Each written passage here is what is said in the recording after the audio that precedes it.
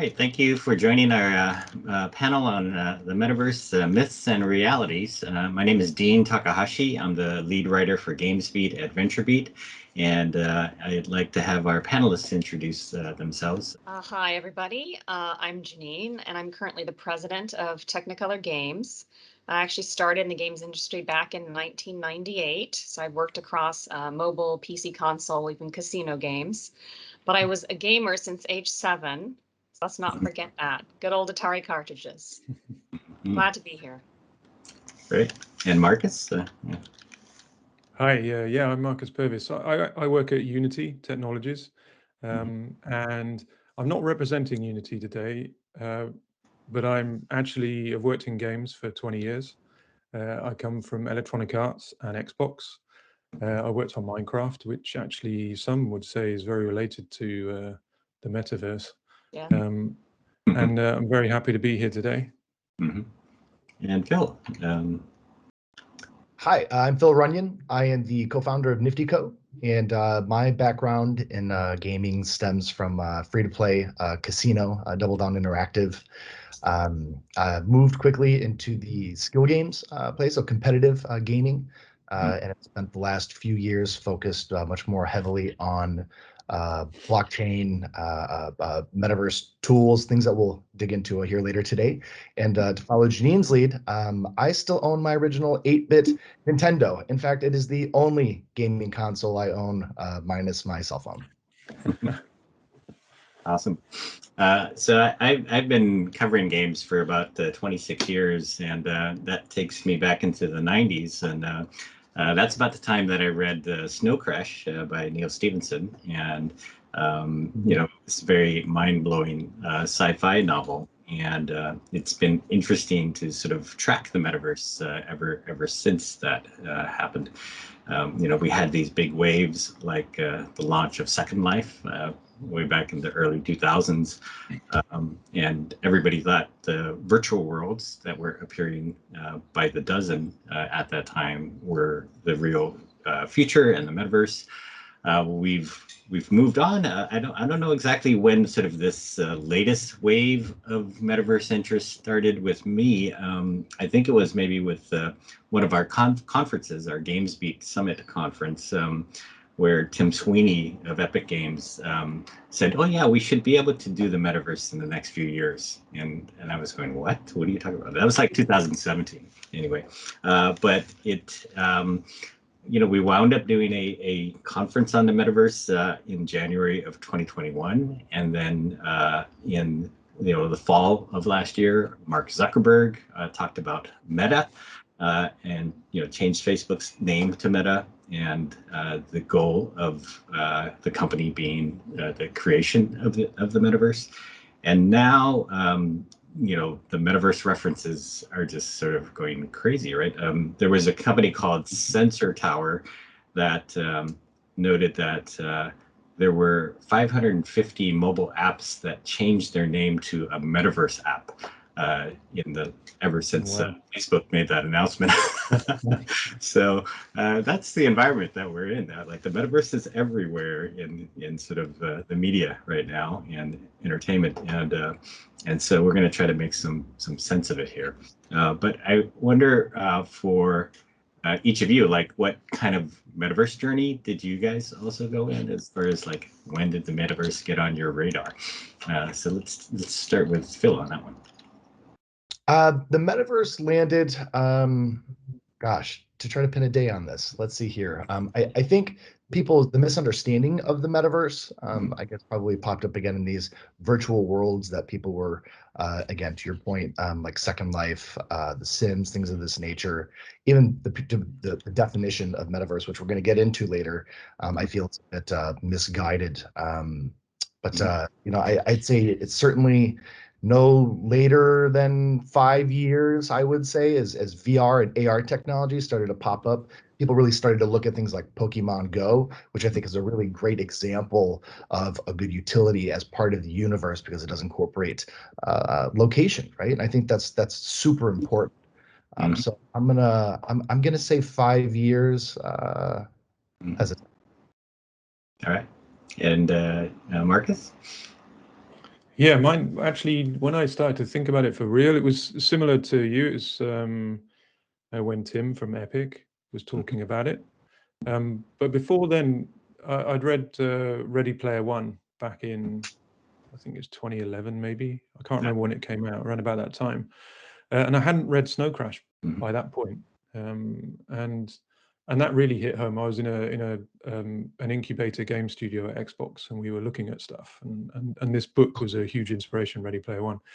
But it wasn't until that 2017 kind of thing happened where suddenly it's like, actually, maybe this could become real in the near future. And last year in 2021, it really kicked off with things like Decentraland. In fact, I think they went public in 2020, got quite popular, and stuff just became much more real. And that's when I really got very interested, because I go where consumer attention is. I really like, mainly in games, because that's my background, but where gamers are going, the early adopters, I love to jump in, and it was all around this metaverse. Yeah. And Jeaneane, how about you, your metaverse? Yeah, for me, it was really around the time I was on the Minecraft team at Microsoft, and they took us all to see Ready Player One. And then you could see too how, people that are not in high tech, people that aren't maybe big gamers, could sort of foresee some type of future where there was a persistent, connected virtual world. But it really wasn't until last summer, when just the conversations at work and otherwise, so many of them are about the metaverse. And then, I went to the Pocket Gamer show in London a few weeks back, and I think there was one panel where no one mentioned the metaverse. And it was so unusual that someone called out, we actually got to a panel without anyone mentioning the metaverse. That's amazing. Because it's just, there's just more and more talk about it, which has led to what we've seen, right? There's more and more speculation. What is it? What is it not? What could it be? I think there's a lot of fear some people have around it. Is one company going to own the metaverse? No, but I mean, I think these are all the things that I think the people in general are thinking about.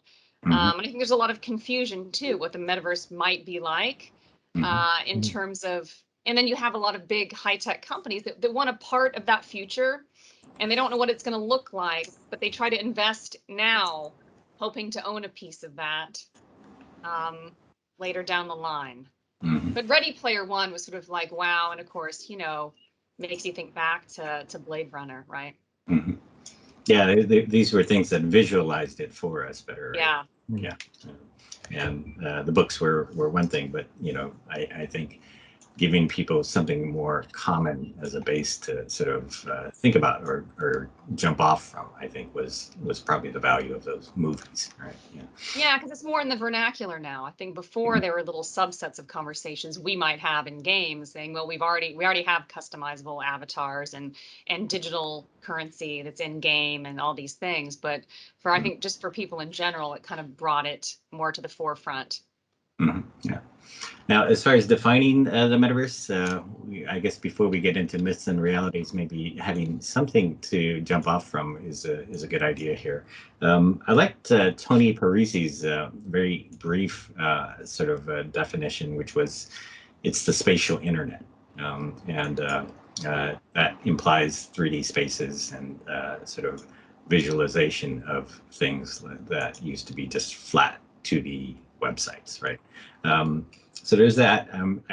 We had our own second Metaverse conference in January, and at that point I said the Metaverse is a shared, persistent, real-time, and social online space that has its own economy and feels like you're inside an immersive and interconnected world. And it's not just one world, it's a whole collection of them. I kind of left out the sort of mobile augmented reality side of that, which Phil brought up with Pokemon Go, but I suppose that's a different vector for the metaverse as well. So, Jeaneane, do you have your own definition? Do I have my own definition? Not really. I just think of it as a virtual, persistent, connected, shared world where that we can participate in, that has many of the things that we have in the real world, but just, you know, virtual versions of things.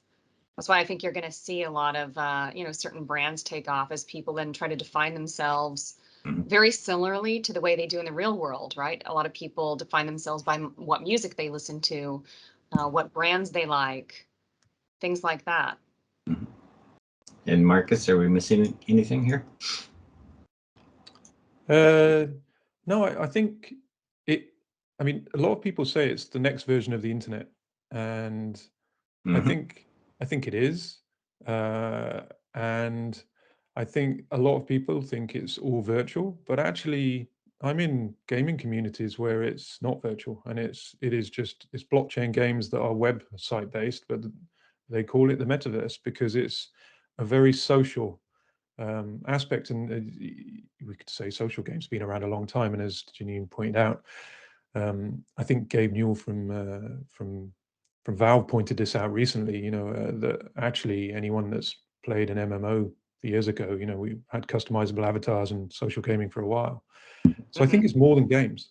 And it's come into the news really recently because people are making an awful lot of money, and a lot of people are buying land. There's a lot of land grab, and it's buying land and renting land. I think NFT Worlds, which is one of the companies that have, you can build worlds. I mean, if you stake your world, you can rent it. So people are renting. And so for me, it's the next version of the internet where there are new digital jobs.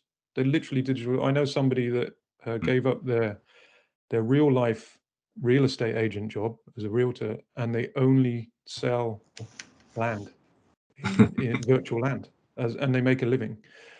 And I think we're going to see more of it. Yeah. That's very Wow. cool.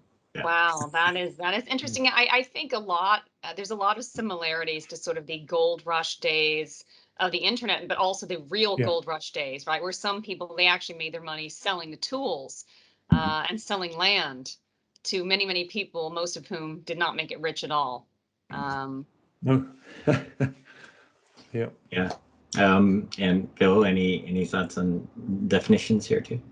Sure. And I started down this path earlier in the call, and I was like, pull it back. We're going to get there. So, you know, I think the biggest misunderstanding right now is that what people are calling the metaverse, these are really roadside attractions along the metaverse. When you put the word spatial internet together, the internet is not a website. It's a tech stack, right? It's a series of tools that get us from point A to point Z. And that doesn't exist today. So I think, you know, an opportunity for it to not necessarily replace, but an iteration of the internet that allows people to, instead of, you know, looking at a screen, but actually participate in the activities that they can enjoy from anywhere. And I mentioned this earlier about location. Location has to be at the heart of that stack. The only thing I've really seen that comes close to like a or something that really felt like the metaverse was, yes, Pokemon Go through the AR aspect of it. And then two is for the Super Bowl show.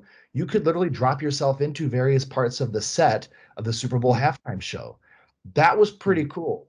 I know Epic has done a lot of these things, you know, as far as having concerts and things of that nature also inside of, oh my God, I can't believe I'm drawing a blank on it. Fortnite. Wow, so I'm gonna get shot for that one. So I look at things like that. Like these are destination points. These are, hey, I'm gonna go check out Weezer this weekend, right? Does that make Fortnite the metaverse? No, it makes it again a service as part of that. And I do believe we're gonna need people to step up to have a truly decentralized, interoperable tech stack that will allow people to build alongside of it, where it doesn't feel like it all has to be on Ethereum or all, you know, over here on Solana or whatever. Like these things all need to be able to work within one another. And again, within that tech stack, that to me is really what the metaverse is. Yeah, we're getting to one point of argument here about what's a myth and what's a reality. And I think one of the sort of questions you know, people argue over is whether the metaverse is already here or the metaverse is yet to be. Yeah, I mean, I think we're in the early stages, right? I mean, what I thought was interesting, you know, during the pandemic is my son had joined Fortnite not to play with other kids, but to chat. They were doing that, right? and that was interesting as a sort of a virtual gathering place. And then, of course, there's the concert where people can participate virtually. And I mean, so I think some would argue if you have a LinkedIn profile, right, and you are, you know, it's sort of it's out there, it's digital, and that's one of the ways that you interact with other people. Some might argue even that is enough. But I think we're in the early days. We're starting to see that more and more, that engagement that is virtual and how much time you spend in these virtual worlds. Yeah, I think it is because, you know, one could argue, I mean, I spend at least probably 6 hours a day on Zoom, and which I'd prefer not to at the moment. But you know, it's virtual meetings. I haven't got a 3D avatar that I can skin up and show off things, and you know, there's no games in Zoom. It's actual work meetings. But you could argue that that's a very kind of, we're already there in a version of the metaverse, but it's not the version of the metaverse that most people think about, which actually the term Web3 is used as well. And I was talking to somebody the other day, and they were confused between the term Web3 and the metaverse. And so these terms are starting to get used interchangeably when they're actually different things, but maybe they're not. You know, it's actually, again, it might boil down to opinion. And so, yeah, virtually, are we there? Yes.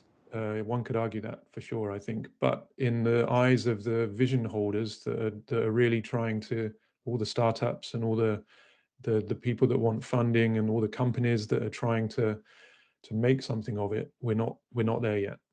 Yeah. Yeah, and I would think, Marcus, to your point, you know, are we currently there?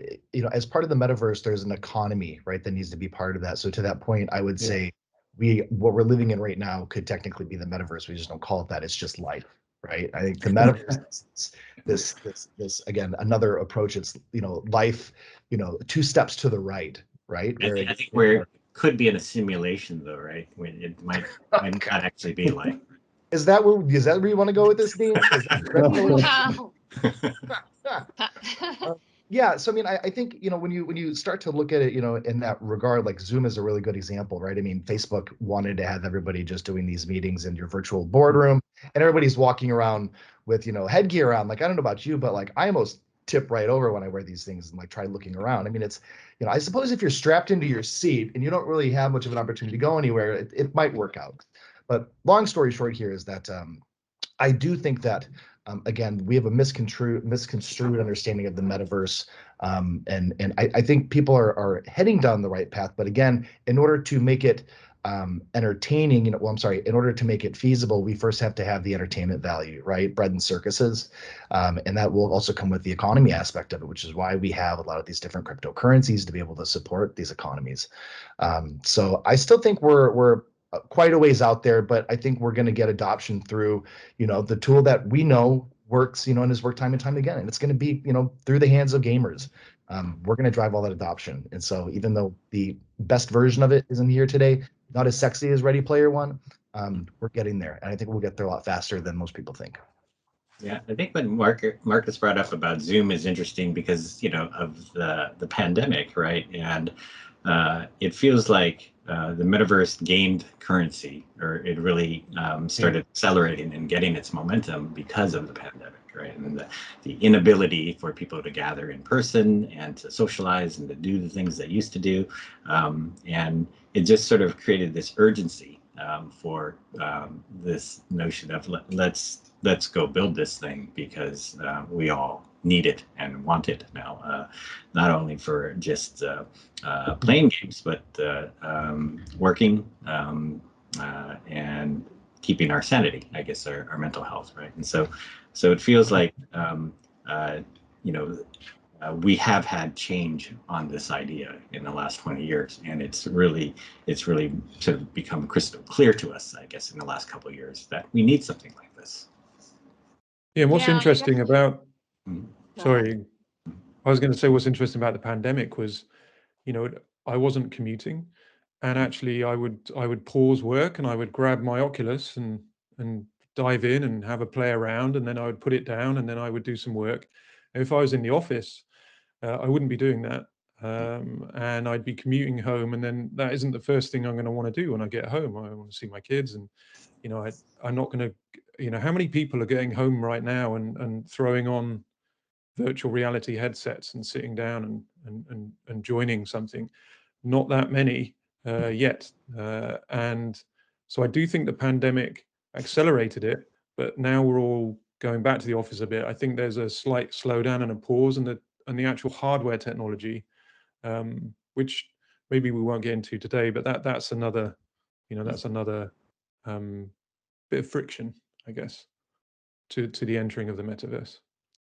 Yeah, I think the pandemic did push some things along. I mean, it was interesting to see people of different ages connecting virtually in order to play games with friends and family across the globe. And, and it seems like there were a lot of older players who actually started playing during this time as well. And that was nice to see. And some of them have actually kept that up, because they are usually separated by different countries anyway. So it's just funny that was this sort of catalyst for some people to actually make a plan to get together. And then it was usually around some activity. Like most families are not just going to be on a Teams call because you've done that all day, right? It's going to be around a shared activity. Like playing a game. And for me, it was, to keep up with colleagues and friends across the world. It was actually, we would play Carcassonne. And of course, we're playing the game, but we're also chatting, and there's other things going on. But it was a way to connect. And it wasn't so much just playing a game, right? Because you can do that anyway on your own and play against a computer or something. But it was a way. That people connected, and that was different. Even though we could have done that at any time before the pandemic, right? Yeah, my game was Call of Duty Warzone, and we would be sort of talking with each other a lot more, and just really enjoying the banter, I guess, and every now and then we had to go shoot something, but yeah, there was a lot of time to entertain yourself, I guess, through audio applications like that, right? And, but that's the interesting thing, though. Like playing a game, the main thing wasn't really the game. It was social connection. You just over a game, but really it was a social connection. That was the key thing, not actually the gameplay, which I never thought I never thought of that before. So it was interesting to see that. Yeah, and I think there's other myths and realities we can tackle here too. I think the notion that I like the idea that, say, gaming has the pole position in bringing us the internet. The game developers are the ones who are most familiar with building worlds. And Jason Rubin of Meta, he recently said that there's no way to build the metaverse without a game engine. And the people who know how to use game engines are game developers, right? And so that to me makes an enormous amount of sense as to why there's such an advantage around starting out, with gaming. But I do think that the myth is that that's all it is, right? And that when we're coming across things like NVIDIA's Omniverse and the sort of the enterprise version of the metaverse and industrial metaverses, like building digital twins in order to design like a factory for BMW that is going to be sort of perfect in the virtual world and then replicated once it's complete in the physical world, right? They're gonna design a digital factory first, and then they're gonna build the real version of it. And so those kinds of things are giving you an idea of how much bigger the metaverse is than just gaming as well. So really, the game engine, that's those are gonna be the people who build it because they know game engines. I don't know if you've seen any of these play to earn games, but game is being used very loosely here. There's not a ton of enjoyment. These are just these speculative assets that you're sitting on, that you're mining, that you're yield farming, that people, 5 million people a day in Vietnam play for $7 a day to be able to stay alive. Like, there's not a whole lot of actual game that's occurring here right now. So I find it very interesting that, you know, that was kind of a likely a Twitter hot take of, you know, the people who know the game engines will rule the day. It's like, I don't know about that. I do think that's changing. I think you're right. 2021, I mean, I couldn't find a decent game that wasn't just grind and boring. It, you know, being in games, I want some entertainment and some enjoyment.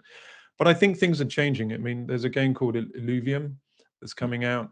I mean, that's like it's supposed to be the first real AAA blockchain game, and it looks terrific. It really does look fantastic, and the team behind it look amazing.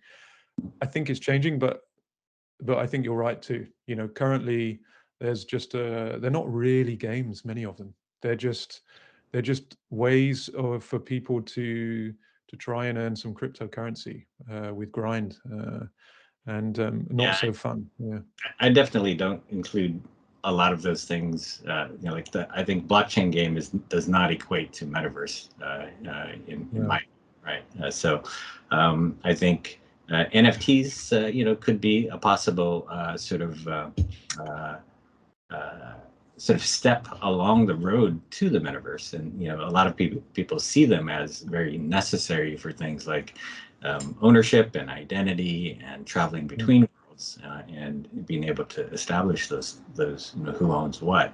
But there are a lot of other people who also believe that blockchain, you know, may have nothing to do with the metaverse, and that it might be something that we all might bypass on the way to the metaverse. If you've seen a lot of the negative reaction out there from gamers to NFTs, you could understand that we very well might bypass blockchain. I don't think that's going to happen. Blockchain is going to get the core fundamentals of metaverse for everything you just said. I mean, look, nowadays, if you go into a Louis Vuitton store, you know you're buying a Louis Vuitton purse. If you go in a secondary market, questionable, maybe not. You know, you go to New York City, you're definitely likely not buying one if you're buying it on the street corner, right? Validating what something is or is not is going to be quintessential to, you know, that economy, and that includes yourself, right? Maybe not you, Dean Takahashi, you know, who lives in Seattle. I think you're still in Seattle, Seattle, Washington. But you know, your avatar yourself to verify that this is a real person that you're interacting with, and there is a social construct or a, people use the term trustless, but it's really a horrible word. You know, there's no requirement to trust you or get your personal details through tracking your activities, through seeing that you're a good actor. People can know that you're a solid guy to be able to go to if you wanted to transact at some level. And so blockchain is absolutely going to be a requirement, especially for businesses. Could you imagine if McDonald's was giving out, you know, a million hamburgers, right? And it's an AR app, and you had to go follow them around, very similar to Pokemon Go. Without blockchain technology, people could just keep creating them, right? But you could validate that this was a very real one that I had, and it's not actually something that I downloaded that is now, you know, run over my phone and I can't access any of my wallets, and you know, it was, you know, malware. I mean, I think it absolutely has to be part of the conversation. I do think you have a good point that you know, blockchain can create all of that trust, and it can sort of help create all that infrastructure. I think the problem right now is people don't trust blockchain, and that has been happening because of all the scams and, you know, money laundering and crypto sort of pump and dump schemes. We have to get past that before the blockchain adoption can really start happening. And I think we will. It's just that we're in a stage right now where people are questioning, like, you know, do we really need this, right? So, but yeah, I think in the long run, yeah, things will get much more convenient for the metaverse if we have something like this to really trust. yeah, I agree, and I just can't see it happening without blockchain. And I mean, what's the most popular currency for money laundering in the world? I think it's the US dollar. And yeah, you know, the arguments that people give can be very emotional. And when I haven't met somebody yet that has dived into the world of blockchain properly, you know, 20 hours at least, and come out and not believed that this is the future of transactions, digital ownership, and whatever the internet may be. I haven't met anyone. The people that I know that don't believe it, they haven't dived in. They haven't kicked the tires. They haven't got in the dirt. And that's interesting to me because I think, that does say something. I think it really does. Well, I think it's also just part of the newness of everything, right? And I think when people don't fully understand something, they don't trust it. And it's not prevalent enough. Just like the very beginning, early days of the internet. I don't know if you guys remember how funny things were. I had a friend in college who was conversing with another philosophy major all the way across the country. And I remember people were asking her, Lynn, why are you talking to someone you don't know? Like that was so weird. And now we do that usually every day. Right. That's normal now, but it was like sort of weird and a bit sketchy, and people weren't sure where it was going. And then it became like this hot thing. And then every company wanted to label themselves an internet company, even if they weren't.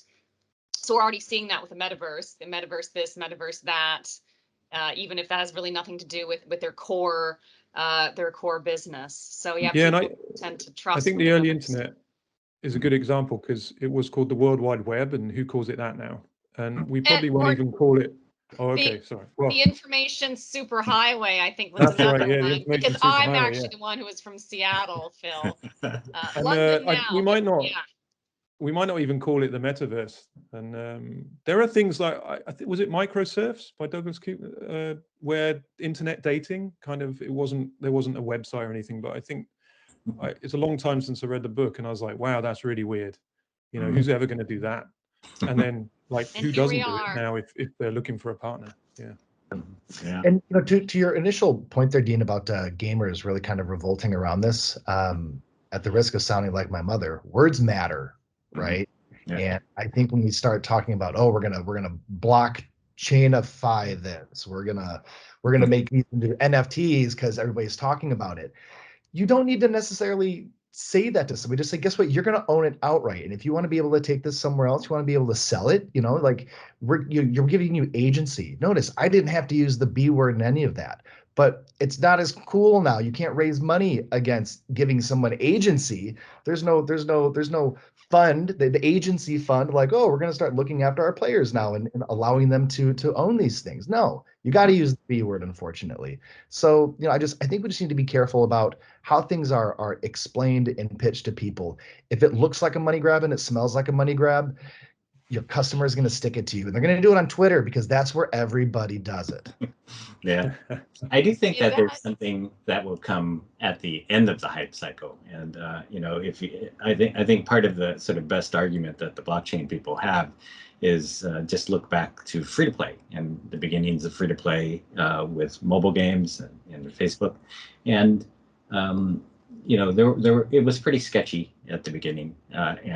Now it is, more than a decade later, it's more than half of the gaming business. Like the majority of the business in games is done for free to play, and so the Gartner hype cycle is like at first something's going to get overhyped, and then eventually it's going to crash and climb its way back up. And before you know it, it's here, right? And so I do think that that's probably the typical sort of technology wave that we're going to see with something like the metaverse. Yeah, when the internet crashed, it didn't go away. In the .com burst, lots of businesses went away, and I guess the metaverse startups and lots of metaverse companies will disappear. But then the ones that will shape the future of the metaverse and really be part of that and connect everything, they'll survive. That's the way I think it will happen. Yeah, I am curious what you guys see as far as like how things will unfold from here, and who's going to lead the way. And I look at something like NFTs, and I see the big companies, especially those in the gaming space, they're being very careful now. They're worried about the gamer reaction, but also about regulation that they expect to happen, and they don't want to get stuck as public companies being on the wrong side of regulation, right? So I think the startups are the ones that are going to race ahead and some of them are going to wind up in jail, and some of them are going to actually succeed. And those who succeed, then it reminds me of like the beginning of mobile again, like companies like Supercell and King, Machine Zone are the ones that succeeded, as opposed to Electronic Arts or Activision, right? And then I also think that we'll also see theme parks arise, sort of like Disneyland. Like Microsoft is buying Activision Blizzard, and it's going to have all of these different sort of rides available for people within the larger Microsoft Activision Disneyland, right? And you can go to the Call of Duty ride, or you can go to the Overwatch ride, all within the same theme park. And these walled garden type things, like what Facebook is probably going to build, seem like they're going to be the early sort of attempts at the metaverse. And once you connect them all together, I think then you get a metaverse, right?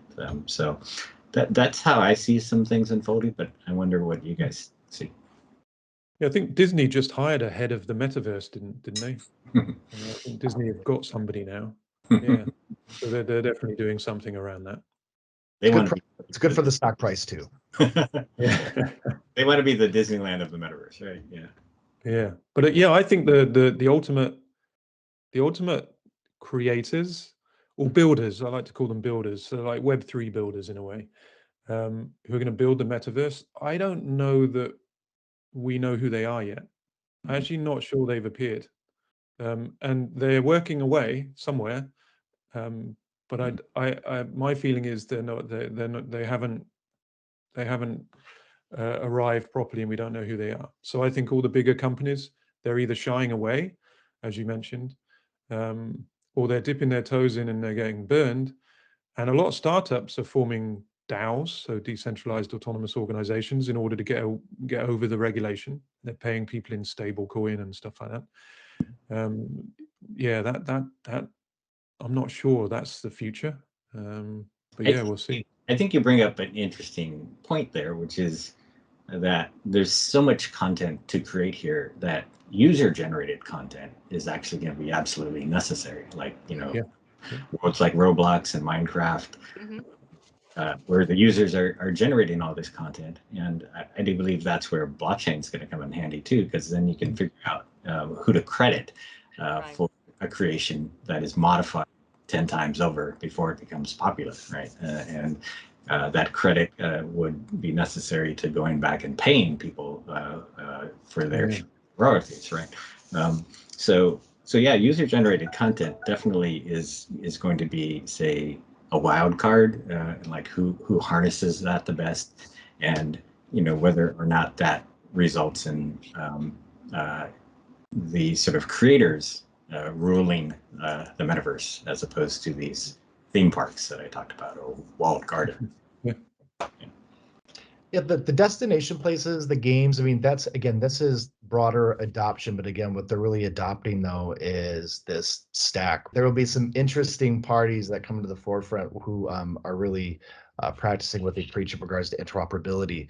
You'll hear a lot about blockchain, about interoperability, but let's be honest here, you're only as interoperable as your walled-in garden, which is your protocol. And it's the only way to tie these things together is to have true interoperability, whether it's a fungible or a non-fungible asset. Yeah, I think we have a very interesting future here, and I do think that change is sort of going to be the norm, right? I don't think the game industry is going to continue to be the way it has been. I think things like the metaverse and blockchain, they're going to come in and upset the apple cart. Just change the order of the industry in a very big way. So I don't know. I'm not sure I have a question there, but I kind of wonder, like, now that we've had this discussion, like, what are your big thoughts about where we're going to wind up? I think about, sometimes I think about the iPhone and who was asking for the App Store and a smartphone without a keyboard. We were all on Blackberries, and then the famous quote that Henry Ford apparently never said, which was, If he'd have asked people what they wanted, they would have said faster horses, not cars. And so I think a little bit like that when I think about the metaverse. There's a lot of people that are fed up with the term the metaverse. They think there's lots of scams. They don't want it. They think it's already here, and we're solving a problem that's already been solved. But actually, there's something new. It's going to change everything in the way we interact. It's going to change how we own digital items, because we can truly own them. It's going to be the place where we have digital jobs for the first real time, where people actually have digital jobs, architects, even landlords, which have already appeared, and realtors, which I mentioned before. All sorts of digital jobs are going to appear. It's going to be incredible. I don't know what that's going to look like. I'm just super excited because I sort of let the internet pass me by. I was at an age where I was just on Usenet chatting and ICQ, and I was playing with it, not really involved. So now I'm getting really involved because I don't want to let this one pass me by, and I want to be part of building that. And so I'm super excited. So I would say we don't know everything, and that scares a lot of people. People are used to having a final product, and then they can assess it. This isn't a final product, and so there's a lot of people that are worried, and they have all these questions, and they can't be answered. So then they think, oh well, it's a fad or it's a scam. But I think it's it was the most exciting technology progress in my lifetime for me personally. Yeah, I mean, it's an exciting time, right? As we have some future version of the internet. And I think just like there were businesses that needed help with the internet and getting one of those website things. It's your digital storefront. It's this, it's that. And they really didn't know what they were doing. They didn't know how to operate under that new model, right? When they've been so used to brick and mortar. I think you are going to see companies, more traditional ones, looking for consultants and people to help them with what their strategy should be for the metaverse, which is a bit early, I think, but it's a fascinating time just to see things unfold and to be part of that. We have the benefit here in the United States and other Western countries and developed countries where we have this crazy thing called precedents and law, and these things exist. And anybody who is talking about DAOs and earnouts and kickbacks and basically calling projects really companies, right? And calling NFTs with the really shares. Like, don't just be like, well, I'm going to do this because this guy over here, John Doe 2417 has been doing it for the last year, so it's got to be totally above board and fine. That's not how any of this works, right? So, do your due diligence. Contact an attorney. Don't ape in, as the kids say. I think they're still saying that. Don't ape in. I think that's when you just do it, not really looking at what you're doing. So be better. We'll get through the scams and the grifts and stuff like that, because there's so much cool tech that exists today that can be modified. There's so much more still yet to come, and the more diligent we are in making sure that the cream is rising to the top, we're going to get there so much faster and have an exponentially better experience. Yeah, and be smart. And if you don't understand something, seek to understand it. Don't invest in it. Yeah. Yes, invest. See, these are financial assets. If people ask you to invest in something, ask yourself, am I breaking securities laws? Because you probably are. I'm hopeful about some of the things that the metaverse brings to mind. I think I am concerned that AI will lead to the destruction of a lot of jobs in our physical economy, the current economy we have. But and AI will also compete for the jobs of the digital economy. But I think that creating this whole new set of jobs that never existed before has been always fascinating to me, especially about gaming in recent times, like these Twitch streamers, the esports stars, the modders and the user-generated content people. They're all creating their own careers that never existed before, and I think that this whole leisure economy that we could, create could make up for the fact that a lot of jobs in the physical world could very well disappear, right? So that's what makes me more hopeful about something like the metaverse coming along. The fact that we can all sort of do our jobs or get new jobs or create new jobs in a digital economy in a metaverse just gives me a lot of hope. Yeah, and just because, AI or computers can start to replace people for certain things, usually though you end up with other jobs that are higher level that AI machines can't do. So there's always that. Mm-hmm. Yeah. So very good. Any last thought from anybody else on this?